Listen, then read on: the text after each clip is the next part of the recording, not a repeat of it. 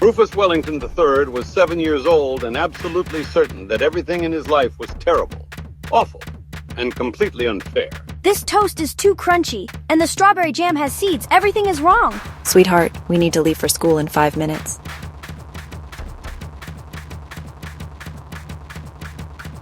School is the worst. Mrs. Henderson's breath smells like coffee, and Tommy always gets the good crayons, and the playground has wood chips that get in my shoes. Why is our car silver? Silver is boring. Why can't we have a red car like the Johnsons? And why... Ow! Oh, honey, are you okay? I'm okay, Mom. When he looked at his mother, he could see light.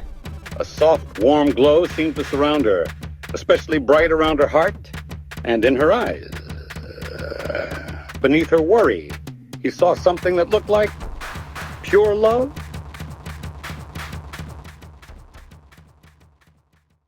As she drove him to school, Rufus noticed something strange. The tired-looking man at the crosswalk. Rufus could see past his rumpled clothes to something shining inside him, like he was carrying a secret light. The grumpy crossing guard who usually scowled at everyone. Rufus saw golden kindness hiding behind her stern face. And when she helped a small kindergartner across the street, that golden light grew brighter.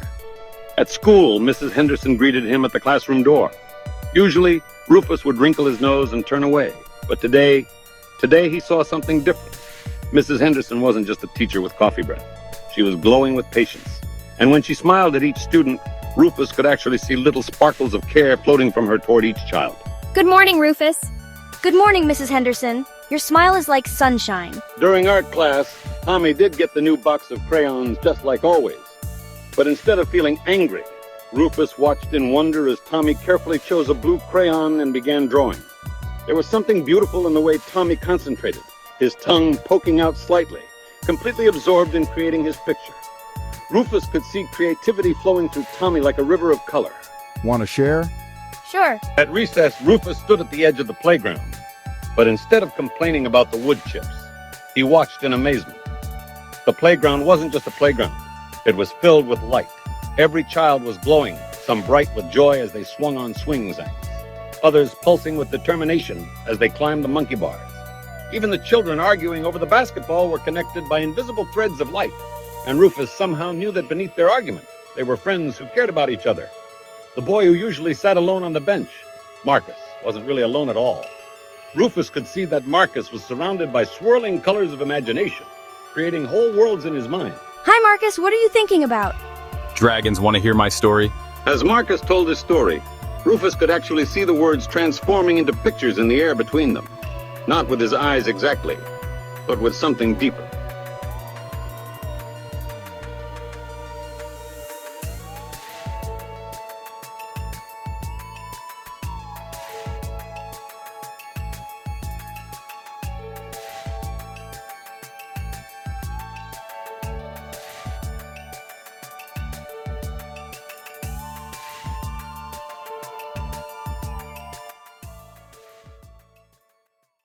During math class, when Sarah struggled with her multiplication tables, Rufus saw her frustration like a gray cloud, but underneath it, he could see her determination glowing like a steady flame. You've got this, Sarah. I can see how strong you are.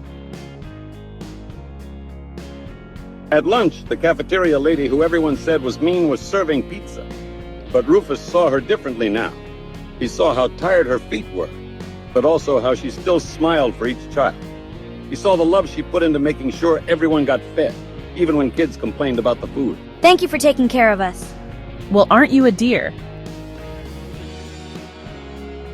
Even when Billy knocked over Rufus's milk at lunch on purpose, everyone knew. Rufus could see something amazing. Billy wasn't mean. He was scared. Behind his tough expression, Rufus could see a flickering light, like a candle in the wind, wanting to be friends but not knowing how. It's okay. Want to sit with us? On the bus ride home, Rufus saw the bus driver's patience glowing like a steady beacon as she navigated through traffic and noisy children. He saw the kindergartner's excitement bubbling like golden champagne. He saw the older kids' protective care for the younger ones, even when they acted too cool to show it.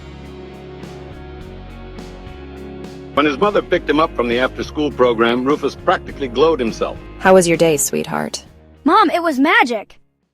Mom, something happened when I bumped my head this morning. I started seeing everything differently.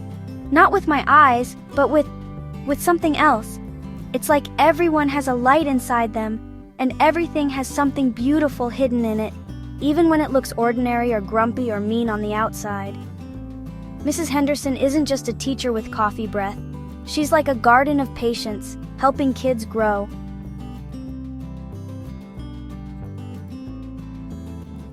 And Tommy isn't a crayon hogger, he's an artist who shares.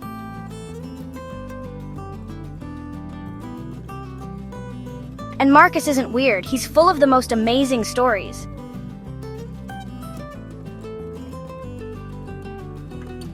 And the cafeteria lady isn't mean, she's tired but still loving.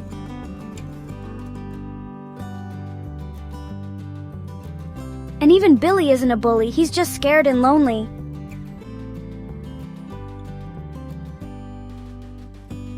Mom, I think I was seeing what you call God in everyone. Like the real them underneath the human stuff. And you know what? It's everywhere. In everyone. Even in me. Oh, Rufus. I don't want to stop seeing this way. I want to remember that everyone is made of light, even when they're having a bad day, or when they're grumpy, or when things seem awful. Because underneath all that human stuff, we're all really made of the same light, aren't we? We're all connected by invisible golden threads, and we're all whole and perfect, even when we forget. Yes, sweetheart. That's exactly right.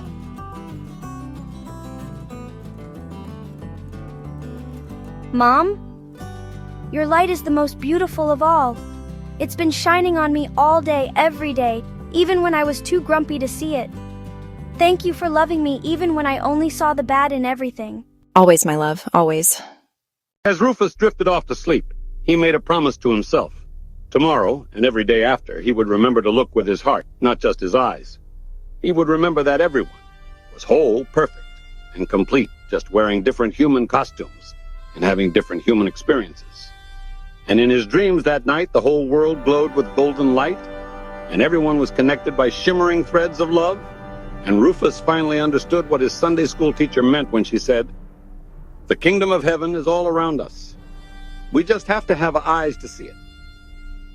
The bump on his head faded by morning, but Rufus's new way of seeing never did.